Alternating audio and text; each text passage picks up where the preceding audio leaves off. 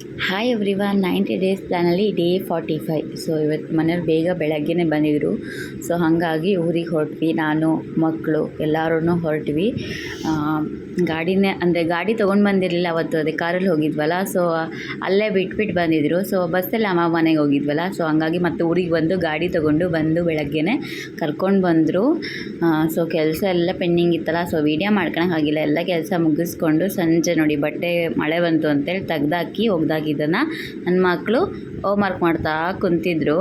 ಅವ್ರು ಆಡೋದಕ್ಕೆ ನನಗೆ ನಗು ಬರ್ತಿತ್ತು. ನಾವು ಹೆಂಗೆಲ್ಲ ಮಾಡ್ತಾಯಿದ್ವು ಅಂತ ನೆನೆಸ್ಕೊತಾ ಇದ್ದೆ. ಸೊ ಇಷ್ಟರಲ್ಲಿ ಸಂಜೆ ರಾತ್ರಿ ಆಗಿಬಿಡ್ತಲ್ಲ. ಊಟ ಮಾಡಿ ಮಕ್ಕಳನ್ನೆಲ್ಲ ಮಂಗ್ಸೋದೇ ದೊಡ್ಡ ಸಾಹಸ. ಮಲ್ಕೊಳ್ಳೋ ಅಂತ ಒಬ್ಬನ ಮಂಗ್ಸಿದ್ರೆ ಇನ್ನೊಬ್ಬ ಎದ್ದು ಕೂತ್ಕೊತಾನೆ, ಒಬ್ಬನ ಮಂಗ್ಸಿದ್ರೆ ಮತ್ತೆ ಇನ್ನೊಬ್ಬ ಎದ್ದು ಕೂತ್ಕೊತಾನೆ.